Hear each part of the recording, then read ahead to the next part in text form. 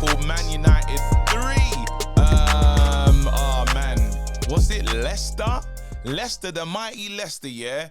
Again, sit down, hold that to that coach. Hold that, yeah?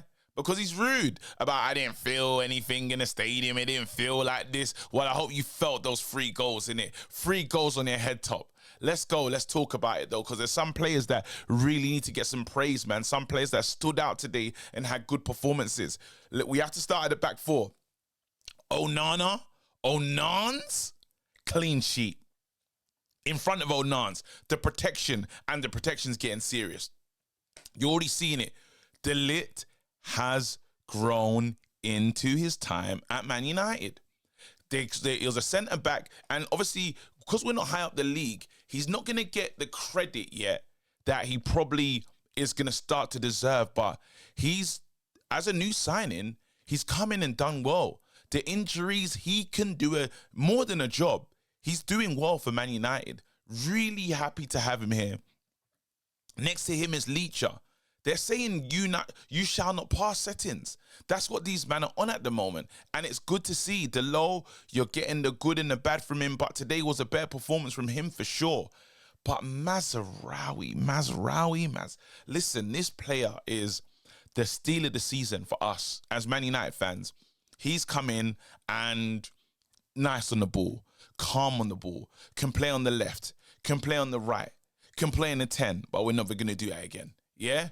But he can play in a plethora of positions, and you can see why, because yes, he is press resistant. I think if, as a parting gift that Ten Hag has given us, that is the parting gift. It's a wonderful player that we've been given there, and I'm glad to see it. I'm glad to see his development and where he's gonna go in his team. Actually, both players, to be honest.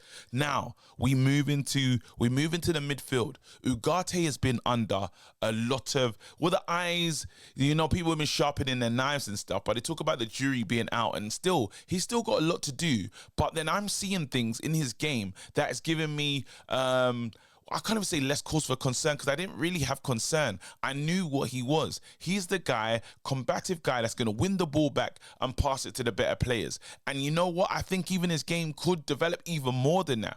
He can't be in a situation where, you know, his fitness is low. But then the only way he gets his fitness or his rhythm is in playing in games. It's not easy playing in the Premier League. It's not easy wearing this Man United shirt. But it fits him nicely. It fits him nicely. Him and Casemiro's relationship is one that I like. I'm moving forward though, because I'm trying to get to the player. Is he the answer to the right-hand side? Currently, I have to say, we have found the answer. We have found the answer. And we had a peek of it on international break. Not international break. Before this, pre-season tour. We had a peek. We're looking at this Ahmad kid and saying, the guy's got talent. The guy should be playing. If he wasn't like Man United, he'd be playing in the Premier League for somebody else, and we'll be talking about how much you put to bring in a player like that. You know, the Elise tax. Where it's like, let's imagine he was at Crystal Palace. A lot of the teams would want to bring him in. There'll be a player that he'll be looking at next season. You're talking about, well, hopefully we can raise the funds to bring in an Elise, you know, to bring in an Ahmad. And that's what I see about him. I feel talented, exciting. He's the kind of player that he's on the ball, and I can imagine if you're in the Stretford end, Fergie stand, wherever you sit, you're standing up. He's on the ball, starts running. You're standing up with the expectation of what is he going to do in this moment. A heck of a player, and that is probably the mistake of not playing him earlier. Man United should have made Ahmad a part of the situation sooner, and we'd have been laughing. We would have been laughing, you know, because him being left out for training issues or whatever the excuse was, it just wasn't a good enough one. But hey, listen, can't cry over spilt milk, because there's a new era approaching, and that is the Amorim era. And I see him being able to play as one of those inside 10s, and that he could really thrive. And a lot of players, another player that came back to the party today, who we've been waiting for, and it has been a long wait, we have to say that Bruno Fernandes, finally, Bruno has said, yo, I'm here. Reminded the streets that I'm a good player, 250 games for Man United. And we're seeing Bruno arrive. And Bruno, you made us wait, bro. But the goals you've been scoring has made a key difference. A significant difference in, look at this team already. I'm just looking at Arsenal's midfield. It's made a big difference. Huge, mighty difference, you know, and I'm really happy for Bruno today.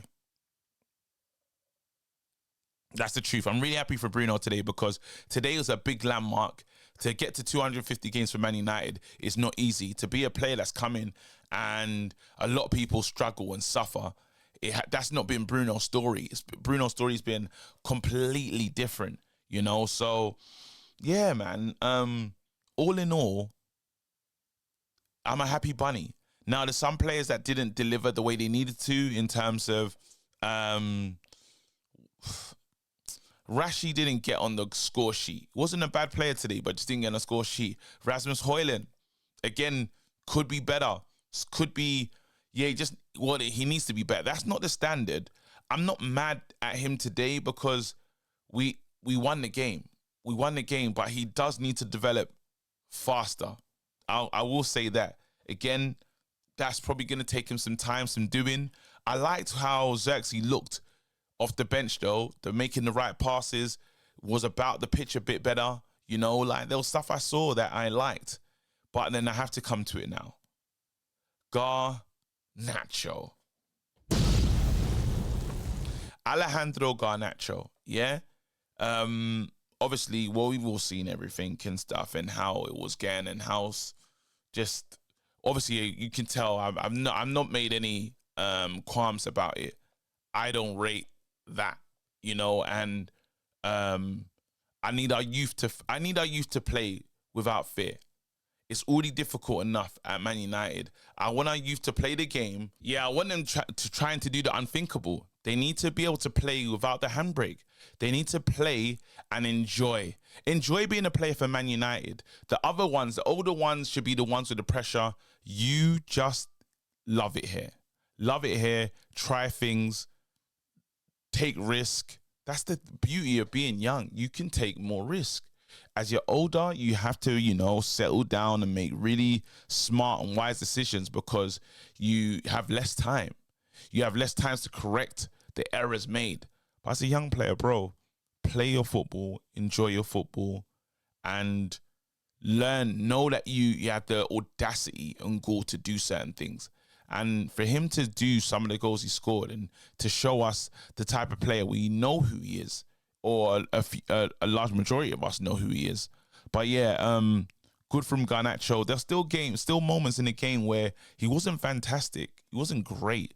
But then you could tell that, I think it's the willingness is one thing that can't be overlooked. He's willing to try, he's willing to develop, he's willing to try and take it to the next level.